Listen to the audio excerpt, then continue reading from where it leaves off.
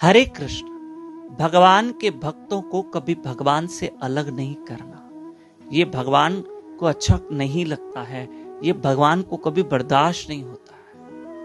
शंखचूड़ नाम का एक यक्ष आया था कि एक दिन कृष्ण और बलराम जी गोपियां आपस में बातें कर रहे थे। इतनी देर में वो शंखचूड़ नाम का एक यक्ष आया और वो गोपियों को उठा के लेके गया, पर ये बर्दाश्त नहीं हुआ श्री कृष्ण से और तुरंत श्री कृष्ण उस यक्ष के पीछे दौड़े, उसको मृत्यु दंड दिया और गोपियों को छुड़ाया। देखो क्यों भगवान ने उसका उद्धार ही कर दिया। कारण क्योंकि उसने गोपियों को भगवान से अलग कर दिया था। भगवान को कभी मंजूर नहीं है कि तुम मेरे भक्तों को मुझसे अलग करो। ब्रह्मा जी ने क्या किया, ध्यान से सुनिएगा कि 5-6 वर्ष के कन्हैया को देखकर ब्रह्मा जी हैरान हो गए।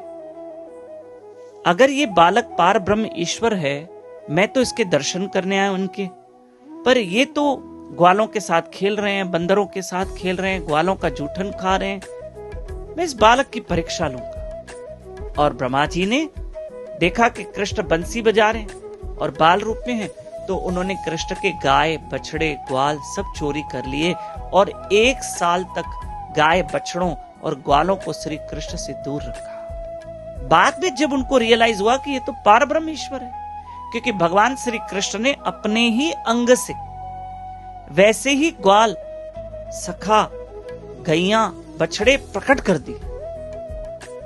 और 1 साल के बाद जब ब्रह्मा जी आए कि देखा, अरे ये तो वही ग्वाल बछड़े गाय हैं जो मैंने ब्रह्मलोक में छुपा के रखे। अब देखो, अब ब्रह्मा जी को एहसास हुआ कि ये बालक साधारण नहीं, पार ब्रह्म ईश्वर है। मैंने तो इनके गाय बछड़ों को चुराया और इन्होंने तो अपने अंग से वैसे के वैसे फिर से प्रकट किए।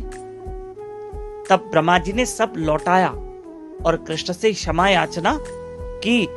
याचना की और भागवत पुराण में बड़ी स्तुति गाई है ब्रह्मा जी ने भगवान श्री कृष्ण की। लेकिन श्री कृष्ण को यह बात अच्छी नहीं लगी और ब्रह्मा जी से कहा कि आपने मेरे भक्तों को मुझसे अलग क्यों किया। और इससे भगवान थोड़े रुष्ट हुए थे, नाराज हुए थे कि मेरे भक्तों को मुझसे कभी अलग मत करना। प्रिय बंधुओं, किसी जीव को हरि से जोड़ना कभी अलग मत कर और वो जुड़े, हरि भजन करे, हरे कृष्ण कृष्ण कृष्ण हरि हरि, हरे राम राम राम हरे हरे। अरे एक को भी सत्संग का मार्ग दिखाओ, हो सकता है उसका पूरा जीवन बदल जाए। हमारे गुरु महाराज